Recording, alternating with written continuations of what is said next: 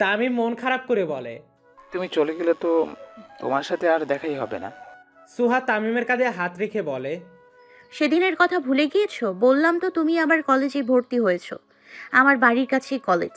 যখন তোমার ইচ্ছে হবে আমাকে বলবে, আমি তোমার সঙ্গে দেখা করব। তবে পারমিশন পেয়ে আবার প্রতিদিন আবদার করে বসো না। তামিম হেসে মাথা নাড়ালো। নীলা গালে হাত রেখে বলে। তামিম, আর কয়েক বছর আগে কেন জন্মালে না তুমি? তাহলে তোমার আর সোহার বিয়েটা দিয়ে দিতাম, তুমিও তোমার ক্রাশকে বউ করতে পারতে। তামিম আফসোসের সঙ্গে বলে। হ্যাঁ, ভাবি আর বলো না। দিন রাত এই আফসোস আমার ঘুম হারাম হয়ে গিয়েছে। আর ছোট বলে যাতে আমাকে মানবে না আপুর জন্য। কষ্টে আমার ইচ্ছে করে নিজেকে জ্যান্ত আপুর বাড়ির সামনে পুঁতে রাখি।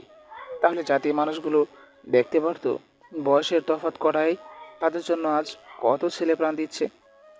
তামিমের কথায় নীলা আর সোয়া হাসতে ব্যস্ত হয়ে পড়ে। তিনজনের এত হাসি দেখে নাইসাও টমিকে নিয়ে দৌড়ে চলে আসে। সোয়া টমিকে দেখে হাসি থামিয়ে টমিকে দেখিয়ে তামিমকে উদ্দেশ্য করে বলে। আমার সবচেয়ে কাছের মানুষের সাথে তো তোমার দেখা হয়নি। দেখো, এটা আমার টমি। তামিম নাইসাকে আদর করে টমিকে কোলে তুলে নেয়। টমির গায়ে হাত বুলিয়ে বলে। তোমার টমি তো দেখি তোমার মতোই। নাইসা তামিমের কথা না বুঝেই অবুঝ গলায় বলল। আমার মতো না।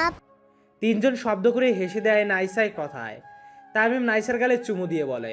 হ্যাঁ, টমি তো একদম তোমার মতো। মাশাআল্লাহ, কত কিউট তাই না? নাইসা খুশি হয়ে মাথা নেড়ে হ্যাঁ বলল। নীলা, সোহা, তামিম ঘুরতে যাওয়ার জন্য জায়গা খুঁজতে থাকে। কিছুক্ষণ পর সিমি এসে যোগ দেয়। পরের একটা দিনও হাসি মজায় কেটে গিয়েছে। আর সবাই ঘুরতে যাচ্ছে। সবাই বলতে সোহা, সিমি, নীলা, নাইসা আর তামিম। তামিমকে সবাই এক প্রকার জোর করেই নিয়ে যাচ্ছে। ছেলেটা ফ্যামিলির একজনের মতো হয়ে গিয়েছে, তাই সবাই তামিমকে নিয়ে যাচ্ছে। আর সবাই ঘুরতে যাচ্ছে।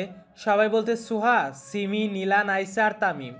তামিমকে সবাই এক প্রকার জোর করেই নিয়ে যাচ্ছে।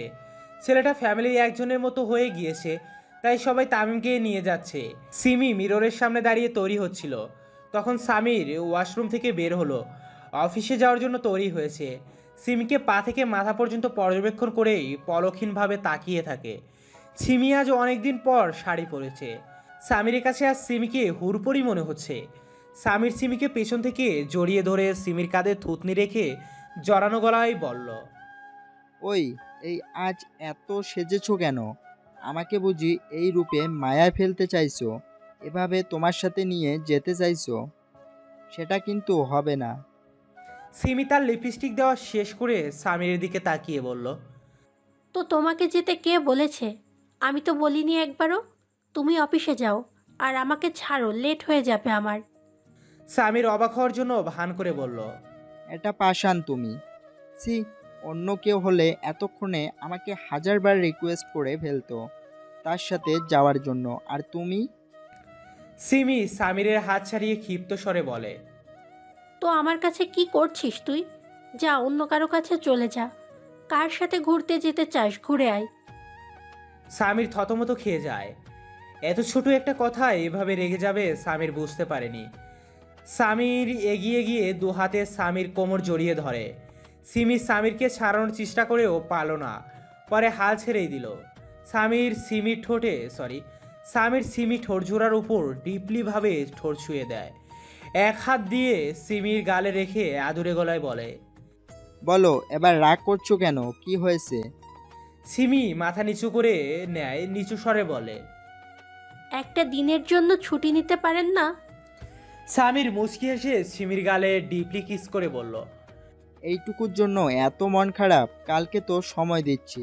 আর এই দিনের ঝামেলাটা শেষ হলেই আর এই ডিলের ঝামেলাটা শেষ হলেই তুমি যেখানে বলবে সেখানে তোমাকে নিয়ে ঘুরে আসব। তুমি বললে আরেকবার না হয় হানিমুনে চলে যাব। সিমি লজ্জা পেয়ে নিজেকে সামিরের থেকে ছাড়িয়ে নেয়। সিমি তার সাইড ব্যাগ নিয়ে পুরোপুরি রেডি হয়। সামির সিমিকে সামনে থেকে জড়িয়ে ধরে গলায় মুখ গুজে দেয়। সিমি সামিরের বুকে হাত রেখে ঠেলে দূরে সরানোর চেষ্টা করে, কিন্তু পারল না। কাপা কাপা গলায় বলে। ছাড়ুন, দেরি হয়ে যাচ্ছে তো। সামির ঘোর গালা কণ্ঠে বলল। হুম, ছাড়তে পারবো না। দুজনের রোমান্সের মাঝে হুট করে দরজায় কেউ ঠাস ঠাস করে বাড়ি দিল। দুজনে চমকে ছিটকে সরে গেল। সিমি বড় একটা নিঃশ্বাস নিয়ে দরজা খুলে দিতে যায়। সামির গিয়ে চুল ঠিক করে এতে থাকে। সিমি দরজা খুলে দিতেই সোয়া হুড়হুড় করে রুমে ঢুকে গেল। মেশিনের মতো বলতে থাকে, তোমাদের দুজনের রোম্যান্স এবং সাজগোজ শেষ হলে তাড়াতাড়ি নিচে এসো, সবাই অপেক্ষা করছি আমরা। সোয়ার কথা শেষ হতেই আগের মতো চলে গেল। সিমি আর স্বামীর স্তব্ধ হয়ে দাঁড়িয়ে রয়েছে। সিমি গলা ঝেড়ে আর চোখে স্বামীর দিকে তাকালো। স্বামীর অবাক স্বরে বলে, সোহা জানলো কি করে আমরা কি করছিলাম? সিমি চোখ রাঙিয়ে বলে, যান সোহাকে গিয়ে জিজ্ঞেস করে আসুন। স্বামীর থতমত খেয়ে বলে। না থাক, মান সম্মানের একটা ব্যাপার আছে। সিমি ঠোঁট চেপে হেসে বেরিয়ে গেল রুম থেকে। স্বামীরও ব্যাগ নিয়ে বেরিয়ে গেল। সবাই শাহনাজ বেগমের থেকে বিদায় নিয়ে বাইরে চলে গিয়েছে। এই দুজনেরও বাইরে চলে আসে। সবাই গাড়িতে উঠে গিয়েছে। তবে শানকে দাঁড়িয়ে থাকতে দেখে স্বামীর অবাক হয়ে বলে, কিরে তুই দাঁড়িয়ে আছিস কেন? অনেকক্ষণ আগেই তো বের হলি, থানায় যাসনি যে এখনো? শান বিরক্তির স্বরে বলে, আর বলো না, থানা সরকারি গাড়ি নষ্ট হয়ে গেছে। কালকে এক ক্রিমিনালের পিছু ধরতে গিয়ে গাড়ির হাল 12টা বেঁচে গিয়েছে। ওয়ার্কশপে দেওয়া হয়েছে, আদৌ ঠিক হবে কি না কে জানে। ঠিক আছে তাহলে আমাদের সাথে চল, আমরা ড্রপ করে নিচ্ছি। শান নাকচ করে বলল, না ভাই, ড্রাইভার কাকাকে বলেছি আমার জিপটা বের করতে, সেটা দিয়েই এখন কাজ চালাতে হবে। তোমরা যাও। স্বামীর মাথা নেড়ে বলে, তাহলে আমিও তোর সাথে চলে যাচ্ছি, অনেক দিন ধরে জিপে যাওয়া হয়নি তোর সাথে। শান হেসে দেয় সামিরের কথায়। সামির গিয়ে সোয়াদের গাড়ির ড্রাইভারকে বলল তারা যেন চলে যায়। আর তামিম নীলাকে পই পই করে বলল সবাইকে নিয়ে যেন সাবধানে থাকে। সোয়াদের গাড়ি বেরিয়ে যায়। ড্রাইভার গ্যারেজ থেকে জিপ বের করতেই শান ড্রাইভারের সিটে বসে পড়ে আর সামিরও পাশে হয়ে বসে পড়ল। রাত 8টার পর সোয়ারে ঢুলতে ঢুলতে বাড়ির ঢুকলো একজন। নাইসা গাড়িতে ঘুমিয়ে গেছে, তাই তাকে রুমে শুয়ে দিয়ে আসে। সোয়া, সিমি, নীলা ধূপধাপ করে সোফায় গিয়ে বসে পড়ল। শাহনাজ বেগম তিনজনকে দেখে বলে, কি হয়েছে তোমাদের, এই অবস্থা কেন? সোয়া ক্লান্ত স্বরে বলে, আর বলবেন না আন্টি, এত এত ঘুরেছি যে এখন হাতে পায়ের ব্যথায় ক্লান্ত হয়ে গেছি। শাহনাজ বেগম হাত ডেকে শালমাকে বলল তাদের জন্য ঠান্ডা পানি নিয়ে আসতে। পানি খেয়ে সবাই সবার রুমে চলে গেল ফ্রেশ হতে। সোয়া ফ্রেশ হয়ে বিছানায় লেপ্টে শুয়ে পড়ল। সিমি সামিরের সাথে কথা বলতে থাকে। নীলা ঈশানের সাথে কিছুক্ষণ কথা বলে জানলো ঈশানের রাতে একটা বড় সার্জারি রয়েছে, তাই রাতে ফিরতে দেরি হবে। আজকে সবাই ডিনারের জন্য যাচ্ছে। সবাই তৈরি হচ্ছে ডিনারের জন্য। শানের মন কোথায় হারিয়ে আছে নিজেও জানে না। কোনো এক ধ্যানে এর মধ্যে দিয়ে যাচ্ছে। ছোঁয়া চলে যাচ্ছে কাল ভাবতেই বুকের ভিতর থেকে একটা চিরদীর্ঘ নিঃশ্বাস সে বেরিয়ে আসে। ইচ্ছে করছে ছোঁয়াকে আঁকড়ে ধরে নিজের কাছে রেখে দিতে, কিন্তু পারবে না সে। শান বড় চোখ বন্ধ করে একটা দীর্ঘ নিঃশ্বাস ছাড়ল। শান নিজের ফোন নিয়ে বেরিয়ে গেল। সোয়ার রুমের কাছাকাছি আসতেই সোয়াকে দেখতে পেল। সোয়া নাচতে নাচতে দরজা লাগিয়ে দেয়। শানকে দেখতে পেয়ে দৌড়ে শানের সামনে ছুটে আসলো। শান এক ধমক দিয়ে বসলো। এই মেয়ে, এক থাপ্পড় দেব। এখানে কি দৌড়ের রেস হচ্ছে নাকি? এত বড় হিল পরে দৌড়াচ্ছ কেন তুমি? সোয়া খেপে বলল, একটু সুন্দর করে কথা বলতে আসলাম আর আপনি কিছু বলার আগেই ধমক দিয়ে দিলেন। শান ভ্রুকুচকে বলে, আচ্ছা, এটাকে সুন্দর করে আসা বলে? আবারও প্রমাণ করে দিয়েছো তুমি একটা বাদর। তোমার এসব কাজ থেকে ধমক না দিয়ে পারাই যাবে না। সোয়া মারাত্মকভাবে রেগে গেল। তাও রাগটা সংযত রেখে মুচকি হেসে বলে, আচ্ছা বলুন তো আমাকে কেমন লাগছে? সোয়ার কথায় শান সোয়াকে পুরোপুরিভাবে খেয়াল করলো। কালো একটা গাউন পরেছে, সোয়াকে মারাত্মকভাবে মানিয়েছে। অপসরি থেকে কম লাগছে না। শান কিছুক্ষণ অপলকভাবে তাকিয়ে থাকে। সোয়া তুড়ি বাজিয়ে বলে, এই যে বলুন না, খারাপ লাগলে এক্ষুনি চেঞ্জ করে ফেলবো। শান ভ্রু চিয়ে বলে, আমাকে সব জিজ্ঞেস করছো কেন তুমি? আমি কি হই তোমার? একটা পর ছেলেকে সব জিজ্ঞেস করছো তুমি? সোয়া ফ্যাল ফ্যাল করে তাকিয়ে থাকে, বিড়বিড় করে বলে। আমি তো এইসব ভাবিনি। শান রেগে বলে, কি হয়েছে তোমার? মূর্তির মতো দাঁড়িয়ে আছো কেন? কি ভাবছো এখন? সোয়া জোরে জোরে মাথা নেড়ে বলল, না কিছু না, আচ্ছা আমি যাই। শানের উত্তরে অপেক্ষা না করে আবার এক ছুটে নিচে চলে গেল। শান পেছন থেকে সোয়াকে এভাবে ছুটতে না করলেও সোয়া কানেই নিল না। নিচে এসে দেখে সবাই এসে পড়েছে। শান এক পলক ঘড়ির দিকে তাকিয়ে সবাইকে উদ্দেশ্য করে বলে। বের হও, না হলে লেট হয়ে যাবে। শাহনাজ বেগম এসে বলে। তোদের বাবার আর ঈশানের তো খোঁজই নেই, তারা কোথায়? নীলা এগিয়ে এসে বলে। মা, আপনার ছেলে বলেছে হসপিটাল থেকে রেস্টুরেন্টে চলে যাবে, আর বাবা অফিস থেকে যাবে, সামির বলল। আপনি নিশ্চিন্তে চলুন। শাহনাজ বেগম ক্ষেপে বলে। একটা দিন, মাত্র একটা দিন ফুল ফ্যামিলি ডিনারে যাচ্ছি, সেটাতেও এই বাপ ছেলে দেরি করে আসবে। এদের নিয়ে কোথায় যাব আমি? কোথায় আমার দুই ছেলে তো সব ছেড়ে ছুড়ে ফ্যামিলির জন্য চলে এসেছে, আর এরা আসতে পারছে না। আমার ছেলের থানায় কি কম কাজ থাকে নাকি? শাহনাজ বেগম রাগারাগি করতে করতেই বের হলো বাড়ি থেকে। একে একে সবাই গাড়িতে উঠে বসতেই গাড়ি রেস্টুরেন্টের উদ্দেশ্যে চলতে থাকে। সামির কালেই তাদের জন্য টেবিল বুক করে রেখেছিল রেস্টুরেন্টে। শান সোয়াসহ সবাই আসতেই ম্যানেজার তাদের ওয়েলকাম করে তাদের বুক করা টেবিল দেখিয়ে দেয়। শান সোয়াসহ সবাই আসতেই ম্যানেজার তাদের ওয়েলকাম করে তাদের বুক করা টেবিল দেখিয়ে দেয়। সবাই গিয়ে তাদের সিটে বসে পড়ে। খাবার অর্ডার করতে করতে মুশফিক চৌধুরী আর ঈশান এসে উপস্থিত হয়। শাহনাজ বেগম রাগ চাপা রেখে গম্ভীর গলায় বলল। দুজন না আসলেই তো পারতে, যেখানেই যাও অফিস আর হসপিটালের কাজ থাকে, ঝুলে থাকবে। ঈশান অসহায়ের মতো চেহারা বানিয়ে বলে। সরি মা, আসলে ইমার্জেন্সি একজন রোগী এসেছিল, তাই লেট হয়ে গিয়েছে। শাহনাজ বেগম কিছু না বলে চোখ মুখ শক্ত করে রাখে। মুশফিক চৌধুরী শানকে দেখে কিছুটা অবাক হয়। অবাক হয়ে জিজ্ঞেস করে ফেলল। তুমি না আসবে না বলেছিলে? শান মুশফিক চৌধুরীর চাহনি দেখে আমতা আমতা করে বলে। আমি আসবো না কখন বলেছি? আমি তো না করিনি। মুশফিক চৌধুরী আরও কিছু বলতে নিলেও নিজেকে আটকে নিল। শান আর চোখে সোয়াকে দেখে চোখ সরিয়ে নিল। একে একে সবাই খাবার অর্ডার করে। খাবার আসার পর্যন্ত সবাই রেস্টুরেন্টে ছবি তুলতে থাকে। এখানকার পরিবেশটা ভালোই, আর রেস্টুরেন্টের বাইরে গার্ডেনের ভিউটা খুবই সুন্দর। সুইমিং পুলও রয়েছে। সোয়া সব কিছু পর্যবেক্ষণ করছে, সাথে মুহূর্তগুলোর ছবি তুলে নিচ্ছে। সবার সাথে ছবি তুলতে তুলতে শানের সাথেও একটা আলাদা ছবি ওঠানো হয়ে গিয়েছে সোহার। সোহার সেটা খেয়াল না করলেও শান ঠিকই করেছে। রেস্টুরেন্টে সব জায়গার মধ্যে কাপল দেখা যাচ্ছিল। এর মধ্যে সোহার একজোড়া কাপলকে দেখে খুবই ভালো লাগলো, তাই লুকিয়ে লুকিয়ে ফটাফট কয়েকটা ছবি তুলে নিল। শান এসব দেখে এগিয়ে এসে বলে। কি করলে এটা? অন্যদের ছবি তুলছো কেন তুমি? সোহা চমকে ফোনটা পিছনে লুকিয়ে বলে ওঠে। কোথায়? আমি তো কারোর ছবি তুলিনি। শান চোখ ছোট ছোট করে বলে। আমাকে মিথ্যা বলছো তুমি? সাহস কত বড় তোমার! আমি নিজের চোখে সব দেখেছি। সোহা ক্ষিপ্ত স্বরে বলে। তুলেছি, আপনার কি? হ্যাঁ, সোহা রাগ দেখিয়ে সরে আসে সেখান থেকে। কিছুক্ষণ পর সবাই খাবার এসে পড়তেই সবাই এসে নিজ নিজ জায়গায় বসে পড়ে। খেতে বসেও আরেক ঝামেলা হয়েছে শানের জন্য। তার সব খাবার ঝাল ছাড়া, যার জন্য সোয়া মিটমিট করে হাঁটছে অনবরত।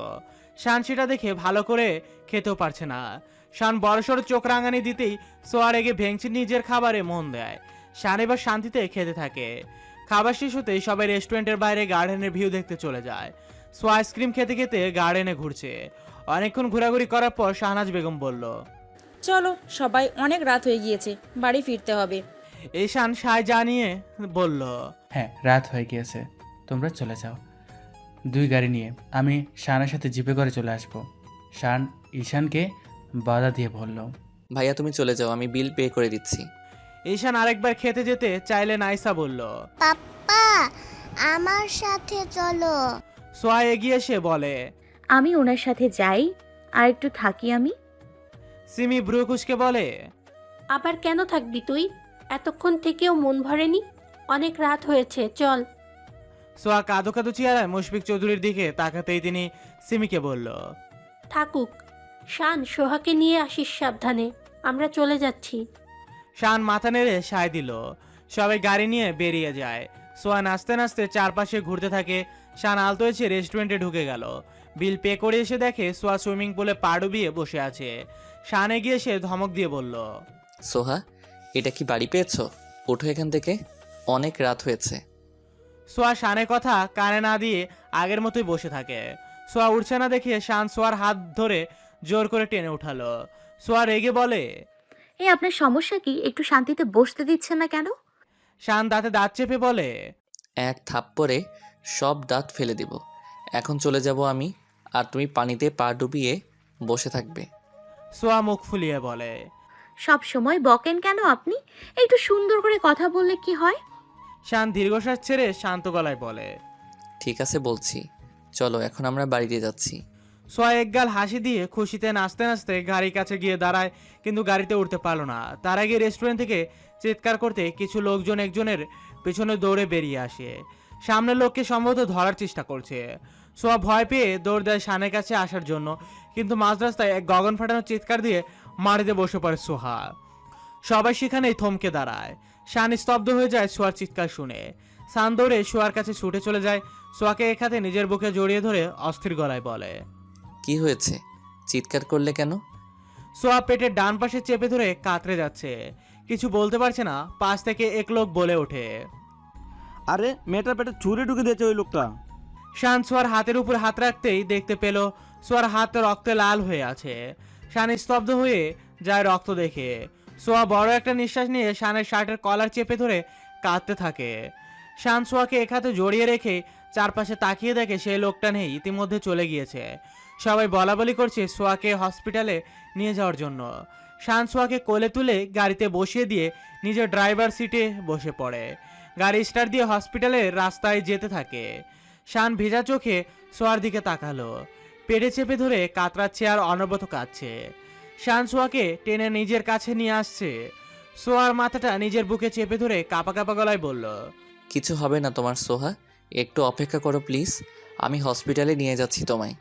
সোয়া কাঁদতে কাঁদতে অনেক কষ্টে ঠোঁট নাড়িয়ে বলল। আমার অনেক ব্যথা করছে। সোহা পেট চেপে ধরে দাঁতে দাঁত চেপে রাখে। ব্যথায় নিঃশ্বাস নেওয়ার চেষ্টা করে যাচ্ছে। অতিরিক্ত ব্লিডিং হয়ে দেখে শান সোয়ার আঘাত পাওয়া জায়গায় হাত রাখে। শানের হাতও কয়েক সেকেন্ডে রক্তাক্ত হয়ে যায়। শান ভেজা চোখে সোয়ার দিকে তাকায়। শান পুরো করিডোর জুড়ে পায়চারি করছে। নিজের বেহাল অবস্থা, শার্টের কলার হাতায় পুরো শার্টে রক্ত লেগে রয়েছে। কোট গাড়িতে ফেলে রেখে চলে এসেছে। এখনও মনে হচ্ছে শানের বুকে কেউ ছুরি চালাচ্ছে। শান না কাঁদতে পারছে আর না কোনোভাবে প্রকাশ করতে পারছে। সোয়াকে আইসিইউতে নিয়ে যাওয়ার আগেই সোয়া বলে দিয়েছে বাড়িতে কাউকে জানাতে না। তাই ইমনকে ডেকে এই রাতভর। শানের চোখ বেয়ে কয়েক ফোঁটা অশ্রু গড়িয়ে পড়ে। শান ইচ্ছে করে চিৎকার করে কাঁদছে, কিন্তু পারছে না। এর মাঝে ইমন দৌড়ে আসলো শানের কাছে। আইসিইউর দরজার দিকে একবার তাকিয়ে শানের দিকে হাঁটু গেড়ে বসে চিন্তিত হয়ে বলে। কিভাবে হয়েছে এসব শান? শান ইমনের দিকে একবার ছলছল চোখে তাকিয়ে চোখ ফিরিয়ে আবার হাত লেগে থাকা রক্তর দিকে তাকিয়ে জড়ানো গলায় বলে। কি হয়ে গেল এটা, আমি বুঝতে পারছি না এখনো। সোহার অনেক কষ্ট হচ্ছে ইমন, সোহা ব্যথায় অনেক কাঁদছিল। ইমন শানকে শান্ত করার চেষ্টা করে, কিন্তু শান উঠে গিয়ে দেয়ালে ঘুষি দিতে থাকে। ইমন শানকে অনেক কষ্টে আটকে রেখে বলে। সোহার কিছু হবে না শান, একটু শান্ত হ তুই, আর কিছুক্ষণ অপেক্ষা কর তুই, এখনই ডক্টর চলে আসবে। শান গিয়ে আইসিইউ এর সামনে দাঁড়িয়ে থাকে। হঠাৎ ফোন বেজে উঠতেই শানের বাড়ির খেয়াল আসে। চটজলদি ফোন বের করে দেখে বাড়ি থেকেই ফোন এসেছে। শান ঢোক গিলে কয়েকবার ফোনের দিকে তাকায়, আবার অসহায় চোখে ইমনের দিকে তাকালো। সোহা বাড়িতে কিছু না জানাতে বলেছে, কি করবে বুঝতে পারছে না শান। সোহা বাড়িতে কিছু না জানাতে বলেছে, কি করবে বুঝতে পারছে না শান। ফোন বাজতে বাজতে কেটে গিয়েছে দ্বিতীয়বার, আবারও ফোন আসলো। ইমন ইশারায় ফোন রিসিভ করতে বলল। শান চোখ মুছে মুছে গলা ঝিরে ফোন রিসিভ করতেই ঈশানের চিন্তিত গলা শোনা গেল। কিরে, কোথায় তোরা? কতক্ষণ হয়ে গিয়েছে? খেয়াল আছে তোর? কখন আসবি তুই? শান ঢোক গিলে বড় একটা নিঃশ্বাস নিয়ে চোখ বন্ধ করে বলতে থাকে। আসার সময় সোহা অনেক জোর করছিল ওর ফ্রেন্ড ইতির বাড়িতে যাবে, তাই নিয়ে আসতে হলো। সোহা নাকি আজ এখানে থাকবে, আর আমার একটা ইম্পর্টেন্ট কেস এসেছে, তাই আমি থানায় চলে যাচ্ছি। আজ আর কেউ ফিরছি না। ঈশান অবাক হয়ে বলে। আগে জানাবি তো নাকি? সবাই চিন্তা করছিল। শান ঢোক গেলে বলল। প্লিজ ভাইয়া, সবাইকে একটু সামলে নাও। আমি সোহাকে নিয়ে কাল যে কোনো সময় আসব, আর সোহার টমি আছে না, ওর একটু খেয়াল রেখো। শান কথা শেষ করেই কল কেটে দিল। কপালে হাত দিয়ে বসে পড়ে শান। ইমন শানের কাঁধে হাত রেখে বলে। এত চিন্তা করছিস কেন তুই? হসপিটালে নিয়ে এসেছিস ঠিক সময়, ডক্টর তো দেখছে সব ঠিক হয়ে যাবে। শানের হঠাৎ সেই লোকটার কথা মনে পড়ল। শানের অগ্নিশিখার মতো চাহনি দেখে ইমন কিছুটা ভয় পেয়ে গেল। শান দাঁতে দাঁত চেপে বলে। ওই লোকটাকে আমি একদমই ছাড়বো না, সেই রেস্টুরেন্ট থেকে কালকেই সব সিসিটিভি ফুটেজ কালেক্ট করে ওই লোকটাকে খুঁজে বের করার দায়িত্ব তোর। আর ওকে জাহান্নামের কাছ থেকে ঘুরিয়ে নিয়ে আসবো আমি। ইমন মাথা নেড়ে সায় দেয়। আইসিইউ এর দরজা খুলে দুজনেই নার্স বের হয়। শান আর ইমন এগিয়ে যায়। ডক্টর বের হতেই শান অস্থির হয়ে জিজ্ঞেস করলো,